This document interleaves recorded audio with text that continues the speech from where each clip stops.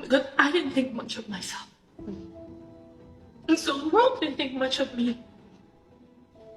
That lined up. You know, just one of those breakups that really, you know, it was like a tough one for me for whatever reason. So it looks like J-Lo is done staying quiet about the despicable things that Diddy forced her to do while they were together, because she just spilled some major tea about how Diddy used to mistreat her and set her up into having sessions with him. He was reportedly mistreating J-Lo both physically and mentally. The reason why she was able to escape the relationship was because she didn't actually need Diddy in order to have a career. She was a very big artist at the time, so she had a lot of people willing to back her up to help her get out of that toxic relationship. Now, unfortunately, this wasn't the case for a lot of Diddy's other victims, and that's why he was able to get away with so many things. Crazy thing is, a lot of people didn't even realize J-Lo was one of the victims until just a few weeks ago when she dropped her highly anticipated documentary, The Greatest Love Story Never Told. J-Lo revealed in the documentary that she was stuck in a toxic relationship at one point. She said she was severely manhandled by a particular ex of hers, and he even forced her into doing some unsavory things that she's still traumatized by to this day. She said, being thrown around and manhandled like that is not fun. I've definitely been manhandled and a couple of other unsavory things. Rough, disrespectful. I'm glad that one's behind us. Even though she didn't name drop Diddy, it doesn't take rocket science to figure out who she's talking about. People also found the timing of this revelation very interesting, since she did decide to spill the tea about this around the same time that Diddy is actively being exposed for being a monster. To add up to that, there have been rumors from both fans and people that used to work for Diddy at the time that he and J-Lo were together, claiming that he used to actively cheat on her, put his hands on her, and even drag her by her hair. In fact, Diddy's ex-bodyguard Gene Deal revealed a while ago that Diddy would sometimes leave J-Lo in the house to go looking for Kim Porter so they could hook up. He said Diddy would get really jealous every time he would find Kim with somebody else and would intimidate them into leaving Kim alone. And he'll call and Kim wouldn't answer.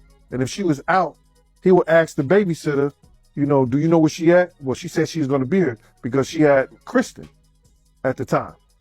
You know what I mean? So now we go on where Kim is at. And if she was with somebody, he made it very uncomfortable for that person to be with, using the bodyguard.